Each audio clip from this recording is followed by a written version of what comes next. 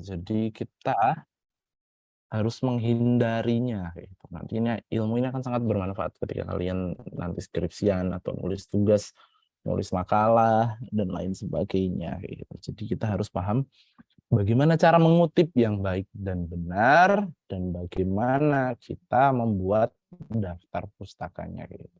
Mungkin teman-teman sudah belajar ini di SMA gitu, tapi di dunia perkuliahan teknik pengutipan dan penulisan daftar pustaka ini akan lebih pemanfaatannya akan lebih sering lagi seperti itu karena kalian banyak membuat tugas, banyak membuat makalah dan lain sebagainya. Nah, hari ini kita akan belajar tentang teknik pengutipan dan penulisan daftar pustaka, lebih ke pengetahuan umum dan ya penulisan daftar pustaka secara manual seperti itu. Ada beberapa alat bantu atau aplikasi yang bisa kalian manfaatkan untuk menulis daftar pustaka. Saya biasanya pakai yang disebut dengan Mendeley. Nanti kalian coba install aplikasi Mendeley ya. Mendeley. Mendeley. Saya coba kasih linknya. Mendeley. Mendeley. Nah, ini Mendeley. Nanti kalian install Mendeley. Download Mendeley Reference Manager. Nah, ini kalian install nanti ini untuk kuliah kita minggu depan. Kita belajar dasar-dasarnya dulu. Jadi kita paham dasar-dasarnya, kita juga paham bagaimana proses otomatisasinya kayak gitu. Oke, apa itu kutipan? Kutipan adalah gagasan, ide, pendapat yang diambil dari berbagai macam sumber. Proses pengambilan gagasan itu disebut dengan mengutip. Jadi kutipan ini adalah kata benda atau noun, sementara mengutip itu kata kerjanya gitu. Orang yang mengutip, orang yang melakukan aktivitas tadi disebut dengan aktivitas kutipan, aktivitas untuk mengambil gagasan, ide, pendapat dari berbagai macam sumber itu disebut dengan mengutip. Gagasan bisa diambil dari mana? Dari kamus, ensiklopedia, artikel, laporan, buku, majalah, internet, video, podcast itu juga bisa kita kutip kayak gitu. Variasi kutipan dan komposisi kutipan, kemudian menyusun kutipan dalam karya ilmiah merupakan hal yang penting dan akan merepresentasikan kualitas karya ilmiah seseorang. Kutipan yang variatif, logis, relevan, koheren akan membuat karya ilmiah menjadi lebih berkualitas dan mudah dipahami. Gitu. Jadi semakin banyak kita mengutip kayak gitu, kita kadang bingung ya, ini harus ngutip nggak sih kalau nulis satu paragraf itu. Kalau dalam tulisan akademis semakin banyak ngutip itu semakin bagus itu. Bukan berarti kita nggak punya ide, gitu. Enggak. Tapi ngutip itu selain penghormatan kita pada orang yang membuat karya aslinya, juga menunjukkan atau ajang kita untuk pamer gitu, bahwa kita punya bacaan yang luas. Daftar pustaka itu isinya ya isian yang sudah kita baca gitu. Kalau kita cuman baca referensi dikit, cuman 5, 10 kayak gitu, artinya kita nggak baca banyak hal, kita nggak baca banyak literatur. Sementara kalau daftar pustaka kita isinya lebih dari 20, 40, bahkan ratusan, ini menunjukkan bahwa kita adalah individu, seorang akademis, seorang mahasiswa yang punya bahan atau punya literatur yang banyak sebelum menulis suatu karya ilmiah. Jadi mengutip dengan cara yang benar adalah bentuk penghargaan kita terhadap gagasan, ide, pendapat dari orang yang membuat gagasan, ide, dan pendapat tadi gitu. Kita sebagai manusia tentu nggak suka gitu kalau pendapat kita, ide kita, atau karya kita diambil orang lain tanpa izin gitu. Untuk beberapa hal, misalnya musik, lain sebagainya, film, kayak gitu. Ada peraturan perundang-undangan yang melindungi. Kita nggak boleh sembarangan memanjat. Juga karya ilmiah. Karya ilmiah ini lebih apa ya? Lebih kalau dibandingkan dengan seperti video, musik dan lain sebagainya, kalau mau menggunakan karya ilmiah orang lain ini tinggal ada tata caranya yang lebih mudah kayak gitu. Kalau video, film, dan lain sebagainya. Kalau ini ada aturan yang ketat, bahkan kita harus membayar jumlah tertentu. Kayak gitu. Kalau untuk karya ilmiah ya kita tinggal mengutip dengan cara yang benar, kemudian menuliskan di daftar pustaka. Mengapa kita harus mengutip? Kenapa karya tulis ilmiah harus ada kutipannya? Adalah karena salah satu yang membedakan tulisan karya ilmiah dan tulisan non ilmiah adalah adanya kutipan dan sumber kutipan yang harus ditulis. Karya populer mungkin tidak akan membutuhkan banyak kutipan, tapi karya ilmiah tentunya membutuhkan banyak kutipan. Sebelum kita menulis sesuatu, kita harus tracking dan tracing dulu. Nggak cuman orang yang terkena COVID-19. Tapi kalau kita menulis suatu karya, kita harus tracking dulu. Setidaknya kita pasti membuka Google gitu. Kalian sudah ada tugas membuat suatu makalah? Belum ada, Pak. Belum ada, Pak. Enak sekali ya kalau sekalian sampai minggu ketiga kuliah belum ada satu dosen pun yang nyuruh buat tugas. Oke. Nah, misalnya nanti ada tugas untuk membuat makalah. Dalam proses buat makalah itu kita melakukan proses tracking dan tracing gitu. Apa yang mau kita tulis gitu. Kita misalnya menulis tentang suatu subbab dalam teori atau pengantar ilmu komunikasi. Misal kalian disuruh mencari definisi-definisi. Nah, setiap definisi itu harus ada kutipannya. Yang paling mudah membedakan, misalnya saya suka ngecek, suka memeriksa karya tulis mahasiswa ataupun karya tulis dosen juga. Kadang ada pengertian-pengertian itu nggak ada kutipannya. Sosial media adalah, kemudian komunikan adalah, media adalah, jurnalistik adalah, karena nggak ada kutipannya gitu. Padahal itu suatu pengertian yang membutuhkan kutipan gitu. Kemudian selain adalah kita perlu mengutip karena dalam karya ilmiah perlu gagasan atau informasi dan data yang mendukung atau memperkuat argumen kita gitu. Ini pelajaran sederhana dalam bahasa Indonesia dulu. Bahwa dalam suatu paragraf adalah ada satu gagasan utama dan ada gagasan pendukung gitu. Ada kalimat utama, kalimat pokok, kalimat inti, dan juga ada kalimat pendukung. Kalimat utama itu jadi adalah ide kita sendiri. Sementara kita membutuhkan data mensupport dari argumen utama kita. Kita mau bilang bahwa mungkin secara logika kita bisa bilang kalau COVID-19 ini mempengaruhi perekonomian masyarakat. COVID-19 ini mempengaruhi proses kegiatan belajar mengajar mahasiswa. Nah, setelah itu kita butuh data. Itu sebuah survei yang dilakukan oleh Badan Pusat Statistik, sebuah survei yang dilakukan Kementerian Pendidikan dan Kebudayaan, menyatakan bahwa bla bla bla bla. Nah, itu adalah salah satu mengapa kutipan itu perlu untuk dilakukan. Kita butuh banyak data untuk mendukung argumen kita dalam menyampaikan sesuatu. Dalam kode etik penulisan karya ilmiah, mengutip ada cara dan teknik. Kutipan dapat bersifat kutipan langsung, yaitu mengutip pernyataan apa adanya, atau kutipan tidak langsung, mengutip dengan membuat cara parafrase. Kutipan dalam karya ilmiah dapat berupa pernyataan atau informasi yang dapat dicantumkan dalam karya tulis ilmiah sebagai referensi. Kemudian kutipan juga dapat berupa pernyataan ahli dari berbagai macam sumber, baik itu buku, jurnal ilmiah, proceeding, tesis, majalah, dan lain sebagainya. Nah, ada yang disebut dengan kutipan langsung dan kutipan tidak langsung. Kutipan langsung itu adalah ketika kita mengutip semuanya secara keseluruhan, titik, koma, kata-katanya itu sama. Nah, sementara ada juga yang disebut dengan kutipan tidak langsung, atau kita mencoba membuat kalimat yang kita baca tadi dalam kalimat kita sendiri, dalam bahasa kita sendiri. Nah, nanti akan kita pelajari teknik kutipan langsung dan kutipan tidak langsung.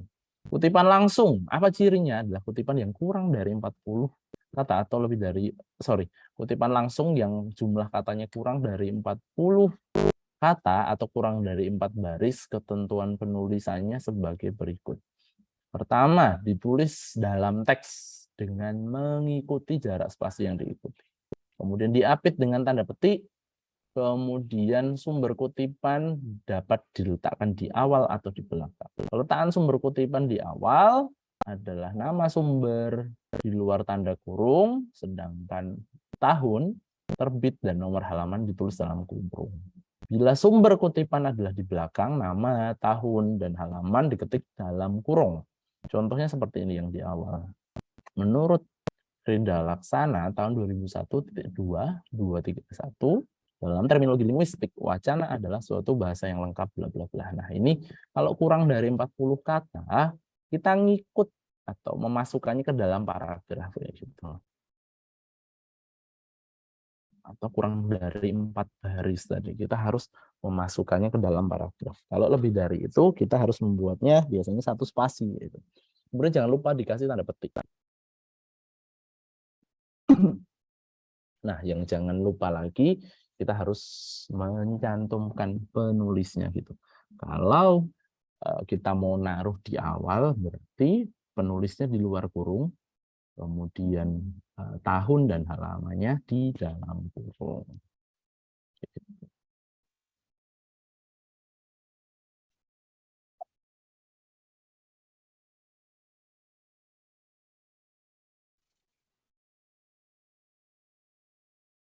Nah, kemudian selanjutnya adalah kutipan tidak langsung. Apa itu kutipan tidak langsung? Kutipan tidak langsung adalah kutipan yang ditulis dengan membuat parafrase atau dimodifikasi sedemikian rupa tanpa mengurangi substansi isi kutipan. Dalam penulisan karya ilmiah, teknik pengutipan tidak langsung merupakan teknik pengutipan yang dalam penulisan karya ilmiah, teknik pengutipan tidak langsung merupakan penulisan yang lebih dianjurkan daripada pengutipan langsung. Dengan membuat kutipan-kutipan tidak langsung akan merepresentasikan kecakapan bahasa seseorang.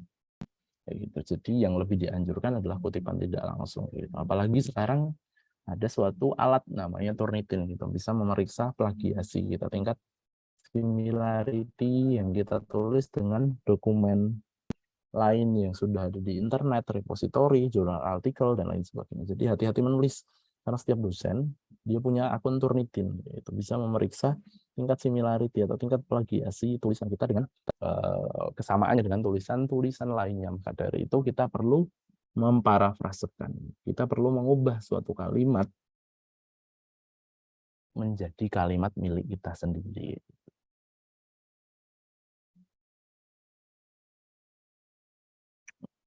Nah, bagaimana ketentuannya? Ditulis integral dalam teks. Tidak perlu tanda kutip. Tidak perlu tanda petik atau tanda kutip. Sumber kutipan dapat diletakkan di awal dan di akhir. Sumber kutipan di awal ya sama kayak tadi. Nama, akhir pengarang ditulis di luar tanda kurung, tahun, dan nomor halaman. Itu. Contohnya ini. Hermeneutika perlu ditingkatkan menjadi masalah kebahasaan. Selain dikaitkan dengan etika dan pemahaman yang historikal. Gambar 1975-421 sampai 429. Kemudian ada yang disebut dengan kutipan panjang. Kutipan panjang biasanya berupa kutipan yang lebih dari 4 baris. Caranya gimana? Kutipan dipisahkan dari teks sejarak dengan jarak 3 spasi. Jarak antar kutipan 1 spasi, kemudian kutipan dimasukkan 5-7 ketuk sesuai dengan alinea teks pengarang ataupun pengutip. Bila kutipan dimulai dengan alinea baru, maka baris pertama kutipan dimasukkan lagi 5-7 ketukan. Kutipan kemudian diapit dengan tanda kutip atau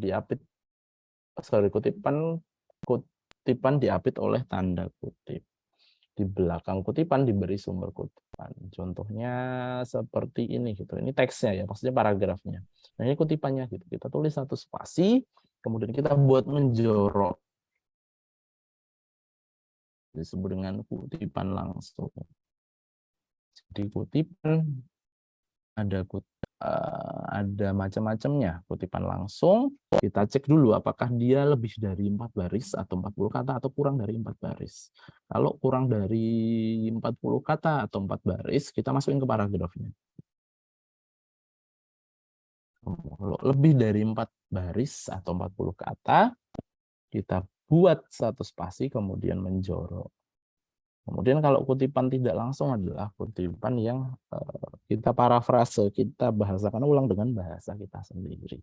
Jangan lupa dicantumkan penulisnya. Kemudian daftar pustaka. Daftar pustaka itu apa? Daftar pustaka adalah sebuah halaman yang dapat dibilang adalah halaman yang wajib ketika kita membuat suatu buku atau karya tulis. Jadi kalau kalian ada tugas untuk membuat makalah, jangan sekali-kali kalian tidak mencantumkan daftar pustaka. Itu apalagi makalah-makalah di dunia akademik, kalian harus mencantumkan daftar pustaka. Referensi itu penting banget. Nah, hampir semua karya tulis selalu mencantumkan daftar pustaka di akhir karangannya. Hal ini dibuat untuk mempermudah pembaca yang ingin meninjau lebih lanjut tentang apa yang sudah ditulis. Nah, selain itu sebagai acuan untuk melakukan pengecekan apakah sudah sesuai dengan buku yang tertera di dalam daftar pustaka. Apa fungsi daftar pustaka? Fungsi daftar pustaka adalah untuk mengetahui sumber-sumber kutipan yang digunakan, kemudian mengetahui sumber-sumber informasi yang diterangkan. Jadi setelah ngutip tadi, misalnya di sini ada FAS 1992, kemudian ada Gadamer tahun 1975. Kemudian kita harus mencantumkannya dalam daftar pustaka. Apa unsur-unsur daftar pustaka? Itu ada nama pengarang, ada judul buku termasuk judul tambahan. Ada data publikasi, ada penerbit, ada tempat terbit, ada tahun terbit, kemudian cetakan keberapa, nomor jilid dan tebal, dan lain sebagainya. Untuk sebuah artikel, diperlukan pula judul artikel yang bersangkutan, nama majalah, jilid, dan nomor, serta tahunnya. Ada berbagai macam cara penulisan daftar pustaka. Nah, yang paling populer adalah APA atau American Psychological Association. APA ada berbagai macam versi. Versi terbaru adalah versi 7, versi ke-7. Di mana ketentuan APA 7 pertama adalah penulisan kutipan. Kutipan ditulis dengan menggunakan 2 tanda petik jika merupakan kutipan langsung, atau kutipan dari penulisnya dan kurang dari 3 baris. Jika kutipan itu diambil dari kutipan, maka kutipan tersebut ditulis dengan menggunakan 1 tanda petik.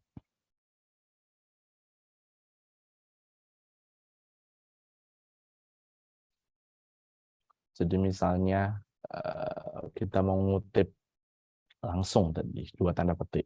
Kemudian ternyata kita ngutip sesuatu yang dikutip orang lain secara langsung, gitu, itu pakai 1 tanda petik. Kalimat yang dikutip langsung terdiri dari 4 baris atau lebih. Maka kutipan ditulis, bentar ya.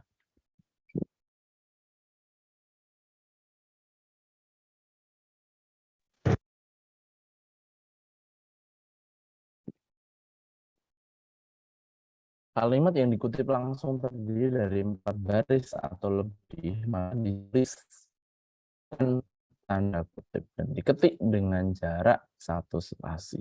Baris pertama di titik menjorok sama dengan kalimat pertama pada awal paragraf. Baris kedua dari kutipan kemudian ditulis menjorok sama dengan baris pertama. Kutipan langsung tidak lebih dari 1/4 halaman. Kemudian penulisannya gimana? Ada sumber kutipan mendahului kutipan langsung. Contoh, sebagaimana dikemukakan oleh Syamsuddin tahun 2019 halaman 1, bahwa menulis adalah salah satu jenis keterampilan berbahasa yang dimiliki dan digunakan oleh manusia sebagai alat komunikasi tidak langsung di antara mereka. Kemudian ini adalah yang penulisnya di awal. Itu ada juga yang penulisnya di akhir. Contohnya seperti apa? Menulis merupakan salah satu bentuk manifestasi kompetensi berbahasa paling akhir. Dikuasai pembelajaran bahasa setelah kompetensi mendengarkan, berbicara, dan membaca. Nurgiantoro tahun 2010 halaman 422. Kemudian Sumber kutipan merujuk pada sumber lain. Contohnya, Skinner dalam Brown tahun 2007 halaman 9 mengemukakan bahwa pembelajaran adalah proses pengkondisian ke arah perilaku yang spontan dicapai melalui program pelatihan dengan imbalan dan juga hukuman. Jadi kadang kita tuh nggak menemukan sumber aslinya. Kita ngutip sesuatu yang dikutip orang lain. Jadi ada dalam-dalamnya. Kemudian penulis 2 orang atau lebih. Jika penulis terdiri atas 2 orang atau lebih, maka nama terakhir kedua penulis tersebut harus disebutkan. Contohnya Mustika dan Aziz 2008 halaman 10. Kemudian contoh yang lain, penulisan berbeda dari sumber yang berbeda. Beberapa studi tentang berpikir kritis membuktikan bahwa membaca dan menulis merupakan cara yang paling ampuh mengembangkan kemampuan berpikir kritis. Contohnya Moore Parker 95, Cafe DKK 2002, Emilia 2005. Nah, ini kutipan yang paling disukai orang kayak gitu. Kutipan yang menunjukkan bahwa untuk membuat satu paragraf saja dia perlu baca 1, 2, 3 buku yang memiliki gagasan atau ide yang sama. Yang paling sering, yang paling disenangi oleh akademisi gitu. Kutipannya panjang gitu. Ada kompleks bahwa individu, mahasiswa dan lain sebagainya punya referensi atau bahan bacaan yang luas sebelum dia menulis sesuatu. Kemudian kadang juga ditemukan penulis yang sama dengan karya yang berbeda. Contohnya seperti apa? Suharyanto 1998A, 1998B, 1998C, dan lain sebagainya. Kemudian ada penulis sama sumber berbeda. Misalnya, menurut Halliday ada 2 konteks yang berpengaruh terhadap penggunaan bahasa, yaitu 1 konteks situasi yang terdiri atas field mode atau channel of communication, misalnya bahasa lisan atau tulisan, dan tenor atau siapa penulis atau pembicara kepada siapa, dan 2 konteks budaya yang direalisasikan dalam teks itu. Jadi dia ngutip Halliday ini misalnya dia buat sebuah buku. Di tahun yang sama dia punya buku A, buku B, sama buku C. Cara penulisannya 1985A, B, C. Kemudian yang terakhir adalah tanpa nama. Jika sumber kutipan itu tanpa nama, maka penulisannya adalah TN atau TN atau tanpa nama atau anonimus. Tahun 2015 halaman 20. Ini yang harus kita hindari sebenarnya. Kalau kita nggak kepaksa, jangan sampai kita mengutip sesuatu yang nggak ada namanya. Gitu. Kita harus mencari sumber-sumber kredibel. Nah, salah satu ciri sumber-sumber kredibel adalah sumber-sumber yang penulisnya itu bertanggung jawab, mempublikasikan apa yang mentransparansikan apa yang dia tulis. Kalau ngutip tanpa nama itu seperti kita misalnya berkomentar buruk di akun Instagram orang lain pakai second account. Nah, itu nggak boleh dilakukan juga di dunia akademik. Sebaiknya ya kutipannya tanpa nama, kalau nggak kepaksa banget. Bagaimana penulisan daftar pustaka menurut sistem American Psychological Association? Pertama, sumber yang berasal dari buku. Nama belakang penulis, nama depan, inisialnya saja. Kemudian tahun penerbitan, dalam kurung diikuti tanda titik. Kemudian judul buku dicetak miring, huruf pertama dari kata pertama saja yang ditulis dengan huruf kapital. Kemudian diikuti titik. Kemudian kita harus cari tahu kota penerbit dan juga penerbitnya. Contohnya seperti apa? Misalnya Pole ME 2008, ini judulnya Social Class and Language Utilization at the Tertiary Level. Brisbane, _2 University of Queensland. Burden PR and But DM tahun 2010, Methods for Effective Teaching, Boston Person Education. Kemudian misalnya Emerson L DKK dan kawan-kawan, Writing Guidelines for Education Student, edisi kedua, Melbourne Times. Jadi kita harus tahu nama lengkapnya siapa. Nah, yang kita taruh nama belakang, koma singkatan nama depan. Tahunnya tahun berapa? 2008. Kemudian titik. Judulnya di italic. Kemudian kotanya Brisbane dulu. Kemudian titik 2 baru penerbitnya apa? Penerbitnya University of Queensland, Erlangga, Yudhistira, Intan Pariwara, Gramedia, dan lain sebagainya. Kemudian sumber berasal dari buku dengan pengarang yang sama tapi judulnya berbeda. Misalnya Halliday, MAK 985A, Spoken and Written Language, Geolong Victoria, dia akan University Press. Kemudian Halliday yang sama, dia nulis buku yang sama juga di tahun yang sama. An Introduction to Functional Grammar, London, Edward Arnold. Kemudian penulis sebagai penyunting. Biasanya ada tulisan penyunting atau id. Philip HWS Simpon GL. Kemudian penyunting. Kemudian 1976. Australia in the World of Education Today and Tomorrow. Canberra, Australian National Commission. Kemudian sumber yang kedua dari artikel jurnal. Pertama adalah nama belakang penulis. Kemudian nama depan penulis, inisialnya saja. Kemudian tahun penerbitan dalam tanda kurung diikuti tanda baca titik. Kemudian judul artikel dicetak miring dan huruf pertama dari kata pertama dalam judul ditulis dengan huruf kapital. Nah, judul jurnal dicetak miring atau digarisbawahi, tapi sebaiknya dicetak miring saja, dan setiap huruf pertama di setiap kata dalam nama jurnal ditulis huruf kapital, kecuali kata tugas. Kemudian diikuti dengan tanda baca koma. Kemudian kita harus tahu nomor volume dengan angka Arab, nomor penerbitan atau nomor issue dengan angka Arab di antara tanda kurung, kemudian nomor halaman dan nomor pertama sampai nomor terakhir.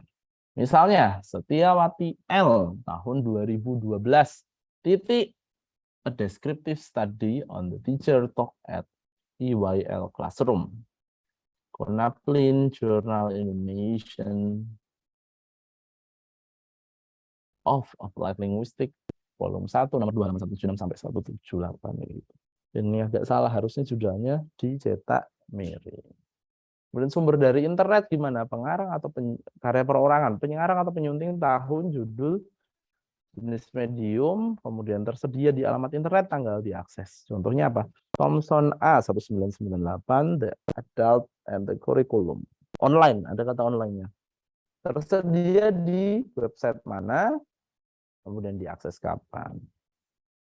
Kemudian pesan ponsel dari domain publik seperti Dewan Diskusi atau Panitia Konferensi.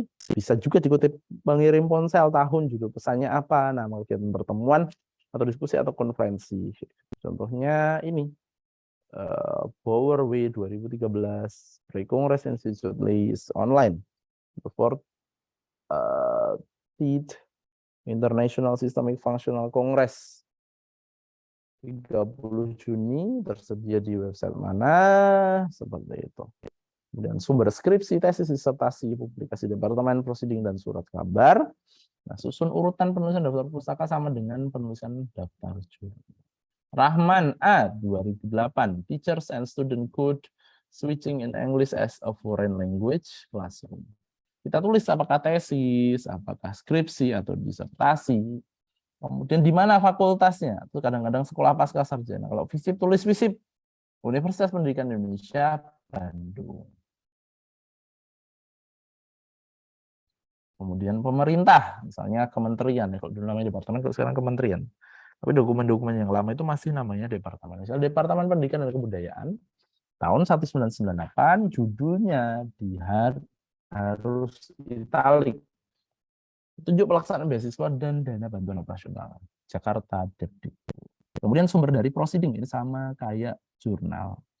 Suryat Sudaryat Y 2013 menguak nilai filsafat pendidikan sudah dalam ungkapan tradisional sebagai upaya pemerintahan bahasa, sebagai upaya pemerataan bahasa daerah.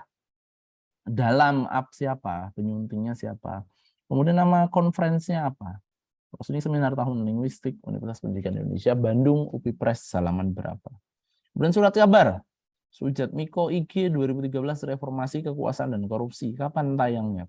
Di mana tayangnya? Kompas 23 Agustus halaman 66.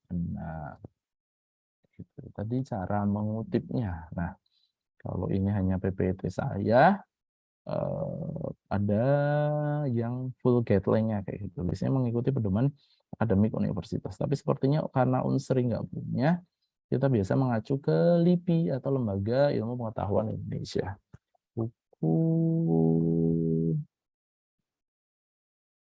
Buku kutipan dan cara meneliti.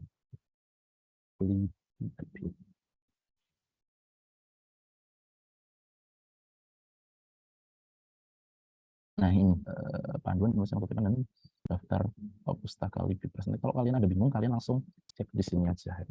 Ini standar materinya umum, jadi kalian bisa memanfaatkannya ketika nanti kalian berhadapan dengan tugas-tugas akademik kalian.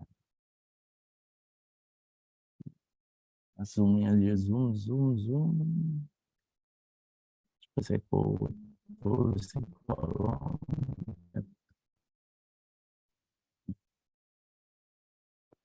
Oh ya, ini kolom. Nanti kalian download sendiri ya. Kalian download sendiri, kemudian kalian pelajari juga untuk materi lebih lanjut. Jadi di buku ini disajikan juga sistem yang sama yang kita pelajari tadi, ada American Psychological Association. Nah, nanti minggu depan kita akan belajar bagaimana cara mengutip dengan bantuan aplikasi. Kalau mungkin kalian sudah pernah menggunakannya. Di Microsoft Word ada juga aplikasinya.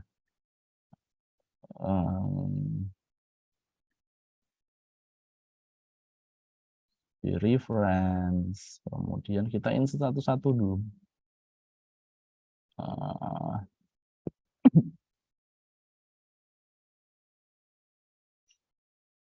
Di sini, di reference atau referensi, insert citation, kita pilih buku atau book section. Book section itu bunga rampai atau buku yang di dalam buku.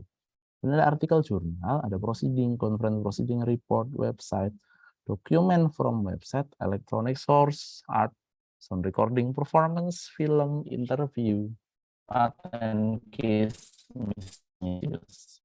Biasanya yang banyak apa? Buku, buku, jurnal. Ini paling banyak. Atau report. Kita kadang ngutip laporan pemerintah atau laporan swasta. Ini maksudnya report. Nah, kalau buku kita masukkan autornya. Misalnya kita nyari suatu buku. Ya, kita coba praktek sebentar.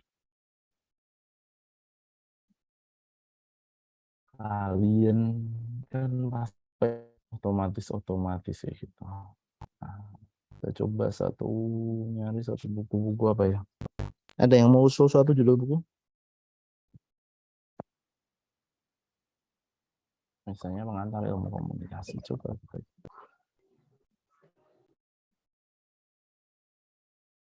Cari di mana bukunya? Coba PDF.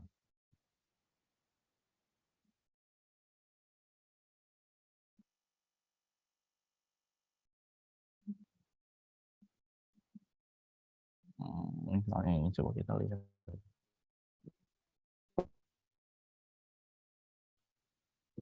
Misalnya buku pengantar ilmu komunikasi. Kita bisa masukin di sini. Kayak dengan caranya gimana?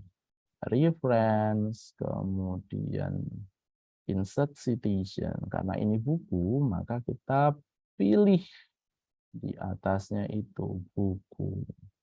Autor atau penulisnya siapa? Ada Muhammad Baharudin Yusuf. Ada corporate autornya nggak ada, karena dia cuma menulis sendiri. Muhammad,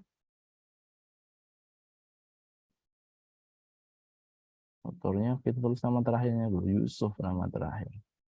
Nama depannya siapa? Muhammad. Nama tengahnya siapa? Yusuf, kemudian kita Uki.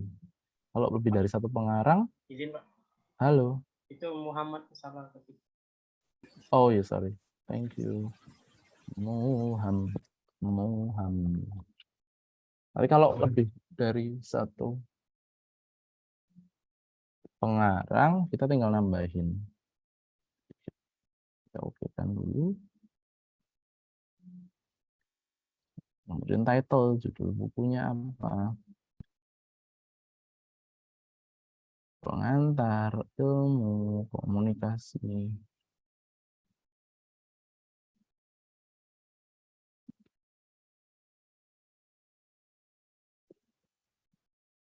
Pengantar, ilmu, komunikasi untuk perguruan tinggi keagamaan Islam. Tapi tidak. City-nya mana? City atau kotanya? Kita cari. Atau publisher-nya dulu. Di sini ada CV, pustaka, ilmu. Tuh. Kotanya apa? Kita cari kotanya apa di sini? Bantul, Yogyakarta. Berarti kita tulis di sini Bantul. Kemudian tahunnya berapa? Kita cari tahu tahunnya berapa. Tahun berapa buku ini dipublikasikan? Ternyata tahun 2021. Terus 2021. Klik oke. Nah, Yusuf kan sudah keluar. Kemudian kita bisa apa namanya? Nulis daftar pustakanya dengan ketik apa? Bibliografi. Tinggal tulis saja di sini bibliografi ini. Kemudian modelnya bisa macam-macam. Ada APA, ada Chicago. Tapi yang paling rumah adalah APA. Itu American Psychological Association. Begitu caranya. Nah, sebentar ya, saya matiin telepon bentar.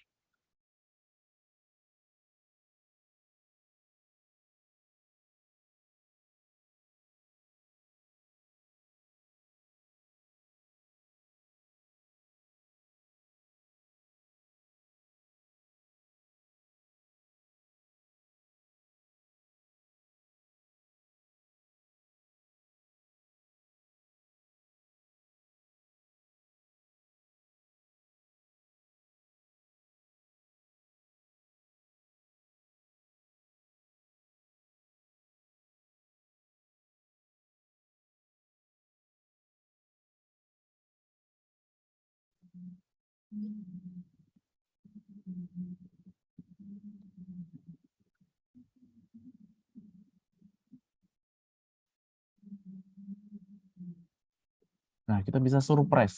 Surprise ini maksudnya kalau kita tadi mau nulis di depan atau menulis di depan ya gitu ya. Misalnya Yusuf mengatakan bahwa ilmu komunikasi adalah itu. Kita bisa lakukan surprise atau mengeluarkannya dari daftar pustakanya bisa berjalan dengan baik di Mendeley.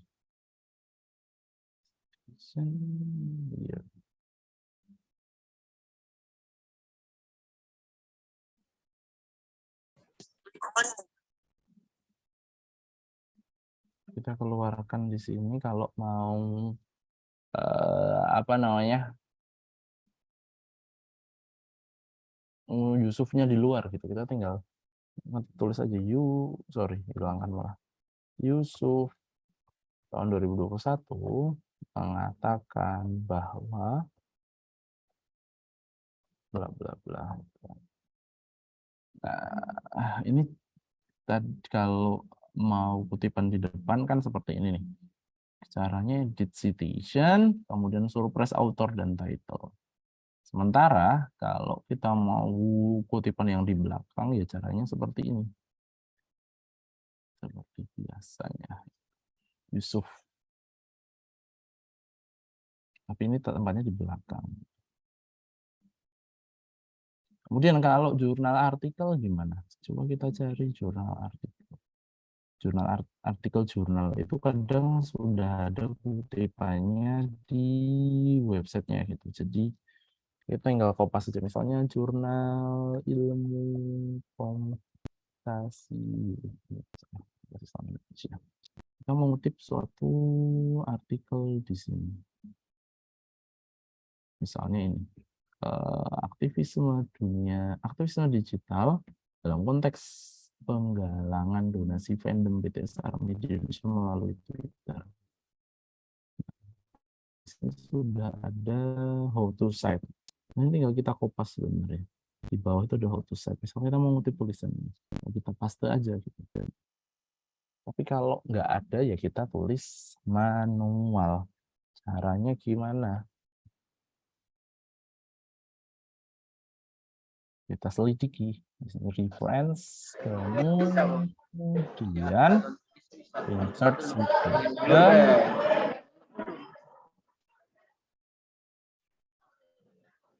kemudian kita tulis satu persatu komponennya. Karena ini artikel jurnal.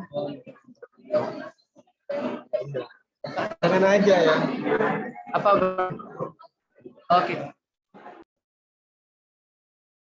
Masih download, sorry.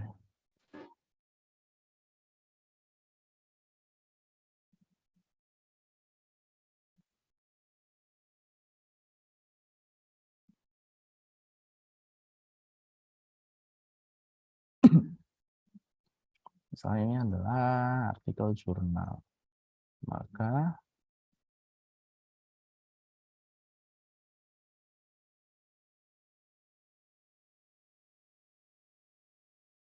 tinggal kita tulis autornya siapa? Yang tadi edit. Last name-nya siapa? Ada Nawan. First last name-nya Sumardiono.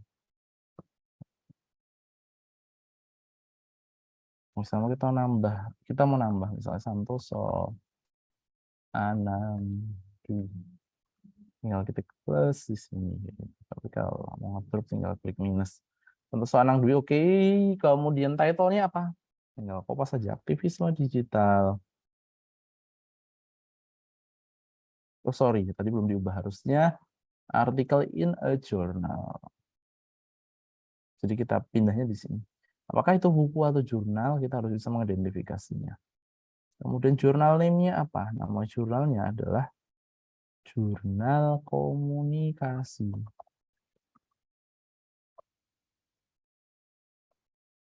Year-nya berapa? Tahunnya berapa? Tahun 2022. Halamannya berapa? Kita cari halamannya berapa? 113 sampai 128.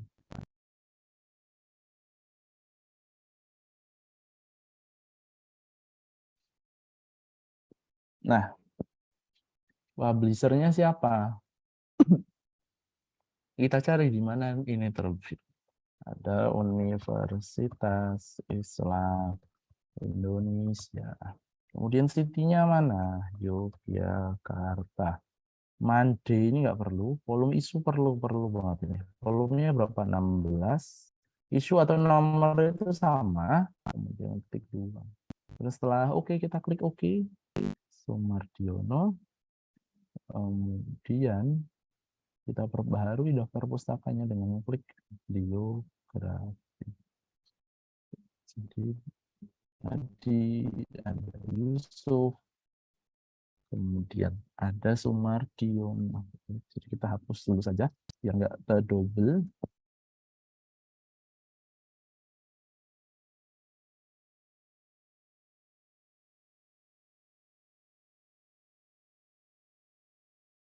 Tuh.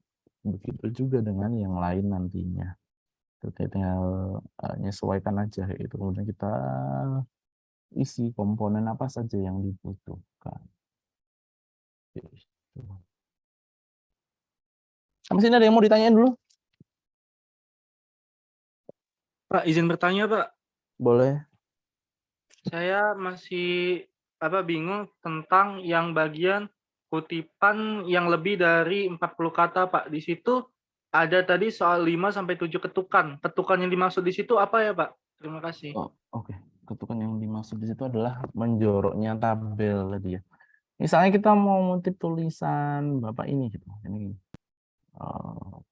misalnya mana ya? Misalnya oke oke oke.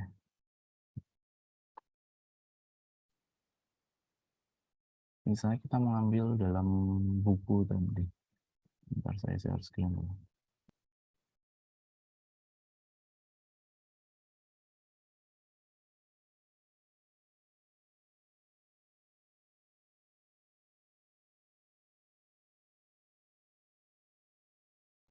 Misalnya kita mau ngutip tulisannya Pak Yusuf. Kita mau yang lebih mudah di copy paste.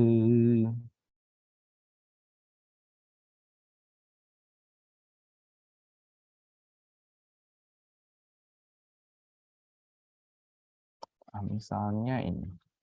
Bentar ya.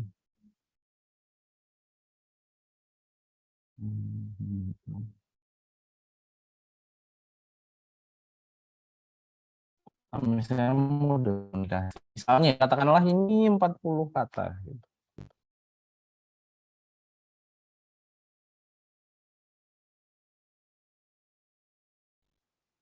Kita copy ya. Nah, kita mengutip itu. Tadi kita bilang Yusuf 2021 menyatakan bahwa nah, kalau 40 kata atau lebih dari berapa tadi? 4 baris ya. Kita harus menampilkannya menjorok gitu. Misalnya kita buat fontnya sama-sama Times New Roman.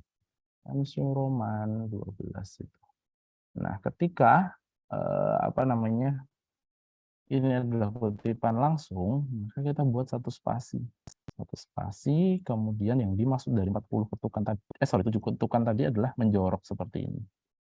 Jadi ini harus menjorok. Gitu. Jadi di situ ya yang dimaksud 7 ketukan tadi gitu. Oke, terima kasih, Pak. Oke, ada yang lain yang mau ditanyakan? Izin bertanya, Pak. Boleh. Siapa tuh tadi ya? Oke, gimana? Siapa? Jordi. Baik, Pak. Di awal tadi ada yang namanya bahwa mengutip itu menggunakan cara dan teknik, Pak. Kalau cara saya sudah memahami, Pak. Kalau teknik itu yang bagaimana ya, Pak? Teknik mengutip. Terima kasih, Pak. Oke. Oke. Cara tadi kamu pahamnya cara itu apa? Jordi. Cara itu mungkin lebih ke sifat-sifatnya, Pak, yang seperti kutipan langsung, bahwa kutipan langsung menggunakan tanda kutip dan berkurang dari 40 kata dan tidak lebih dari 4 baris. Kutipan tak langsung serta kutipan panjang, Pak. Oke. Kemudian kalau teknik tadi ada beberapa style yang saya sampaikan ya. Ada American Psychological Association. Kalau teknik itu ya tadi langsung, tidak langsung, panjang, pendek itu teknik. Nah, kalau cara ada berbagai macam perbedaan gitu. Jadi kita itu kan dalam komunitas akademik ya. Kadang kita menulis itu harus mentaati komunitas akademik lain gitu. Sekarang kita ada dalam komunitas akademik Unsri. Gitu. Unsri punya tata cara penulisan sendiri. Nanti kalau kita mau mempublikasikan karya kita di tempat orang lain, itu butuh pengetahuan tentang bagaimana universitas lain mengutip juga gitu. Nah, itu namanya gaya-gaya atau cara-cara pengutipan gitu. Jenisnya ada banyak banget. Sampai sekarang mungkin ada ribuan itu. Ada APA, Chicago, IEEE dan lain sebagainya. Triple ini yang angka-angka 1, 2 itu. Kemudian ada Harvard. Kemudian ada APA gitu. Itu cara-caranya gitu. Jadi ada berbagai macam model. Kita cukup paham 1 sampai 2 model saja atau American Psychological Association saja itu udah cukup banget. Nah, nanti keterangan lebih lanjut itu ada di buku yang linknya saya share tadi yaitu. Jadi mengutip berdasarkan gaya American Psychological Association. Intinya sama sih. Intinya sama. Kebutuhan informasi terhadap yang kita kutip sama. Kalau buku ya butuh autornya siapa, judul bukunya apa, tahun terbitnya kapan, kemudian penerbitnya siapa, kemudian di mana kota tempat suatu buku itu diterbitkan kayak gitu. Makanya sebenarnya dalam mengutip ini kita membutuhkan proses automatisasi tadi gitu. Alternatifnya bisa pakai Microsoft Word ini gitu. Ketika kita mau ganti gaya penulisan tinggal ngeklik aja. Atau juga kita bisa pakai Mendeley gitu. Itu juga lebih baik lagi daripada ini. Kita akan belajar itu minggu depan tentang bagaimana melakukan proses otomatisasi ini. Jadi kalau teknik tadi ada langsung, tidak langsung. Kalau cara ada berbagai macam cara ini atau style. Ada IEEE, Chicago, ISO dan lain sebagainya. Itu sih itu yang harus kita pahami. Ada lagi? Izin bertanya, Pak. Gimana Ayu? Siapa sih Nabila ya? Iya, Pak, Nabila Intan. Gimana Nabila? Gini, Pak, yang untuk teknik mengutip tadi kan ada secara tidak langsung. Di dalam ketentuannya tadi ada Bapak tulis bahwa mengutip itu ditulis secara integral. Itu maksudnya gimana ya, Pak? Terima kasih. Oke, saya cek dulu ya. Integral itu yang mana sih? Integral. Mengutip yang tidak langsung ya? Iya, Pak. Kutipan tidak langsung. Integral.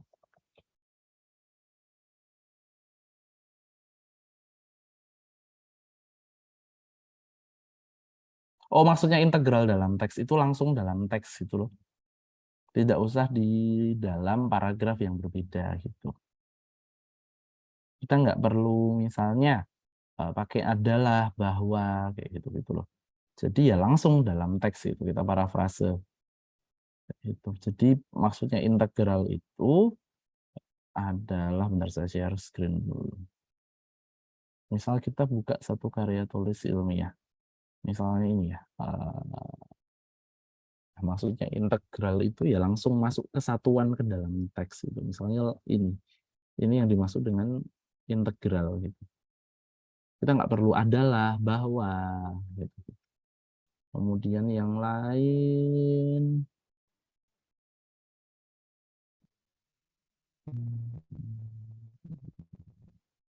mana yang misalnya kutipan di belakang.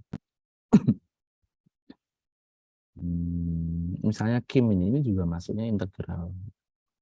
Jadi langsung masuk atau ada di dalam teks. Kalau kutipan tidak langsung tadi, kalau apa namanya lebih dari 40 kata kan dimaksudkan kayak integral karena dia membuka paragraf baru atau harus enter gitu. Ya gitu sih. Nah dia. Yang lain ada pertanyaan? Itu nggak akan saya tanyain di UTS ya. Maksudnya kita nanti langsung praktek aja kita.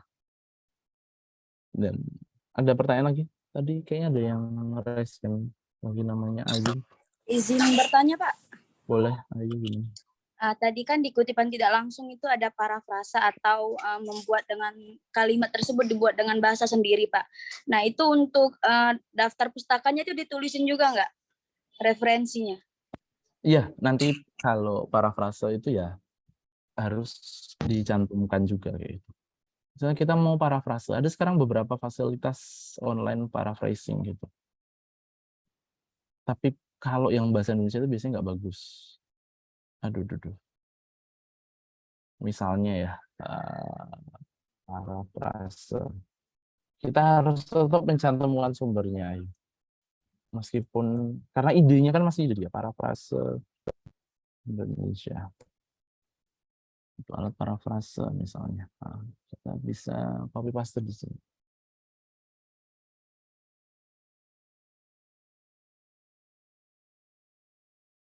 Bisa masukkan, kemudian kita tinggal klik I'm not a robot, mana bridge.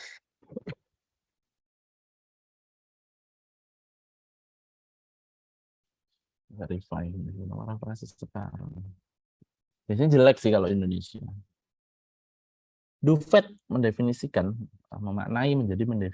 fandom sebagai persepsi hubungan emosional yang positif. Pribadi fandom tidak lagi mewakili komunitas orang, tapi konsumsi reguler dan emosional dari cerita atau teks populer tertentu telah memicu itu. Biasanya parafrase bahasa Indonesia itu jelek banget. Jelek banget. Nah, kalau bahasa Inggris misalnya kalian pengen bikin caption bahasa Inggris itu, biar bahasa Inggris kalian advance, kalian bisa pakai aplikasi Google. Jadi khusus untuk misalnya kalian mau nulis apa gitu, tulis aja di Translate Google, biar kalian kelihatan advance bahasa Inggrisnya gitu. Kita tulis dulu di Translate Google ke Inggris, mana Indonesia, Inggris, nggak bisa sih.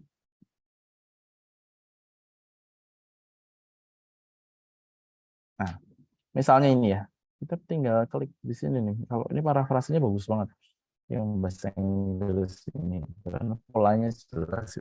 Nah, kalian bikin caption dalam bahasa Inggris yang agak panjang gitu. Kalian pakai aja Quillbot ini gitu. Ini membantu banget untuk melakukan parafrase. Bahasanya jauh lebih bagus, pilihan katanya juga lebih bagus. Itu fandom according to Dufet is the recognition of a favorable individual. Gitu. Kita bisa ganti kata-kata yang lain juga. Nah, maksudnya tadi ini juga seperti itu, tapi bahasanya kacau masih. Ini proses parafrase gitu. Parafrase yang paling bagus ya parafrase manual gitu, karena parafrase adalah proses untuk memaknai suatu paragraf, kemudian kita mencoba untuk menulis ulangkannya dengan bahasa kita sendiri.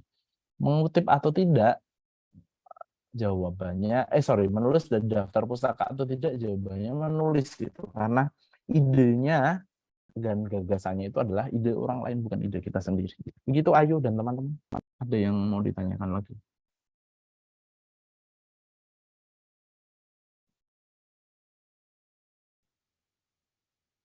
Kalau nggak ada, kita akhiri saja. Nanti seminggu lagi saya akan ngasih tugas. Kalau kalian nggak ada tugas lain. Oke, kalau nggak ada yang mau ditanyakan lagi, kita tutup. Wassalamualaikum warahmatullahi wabarakatuh. Selamat siang teman-teman. Rehan mau nanya ya itu ya, Rehan. Ya, jadi. Ya, Pak, dan tanya, Pak. Oh, bolehlah terakhir ya. PPT Oh iya, apa Bapak kirim, Pak? Iya, PPT-nya. Saya masih punya utang 2 PPT ya. Iya, Pak. Oke ya. Oke, terima kasih. Selamat siang teman-teman. Terima kasih, Pak. Makasih, Pak. Makasih, Pak. Juga, Terima Pak. kasih, Pak. Makasih, Pak. Terima kasih, Pak. Makasih, Pak. Maegan nggak paham.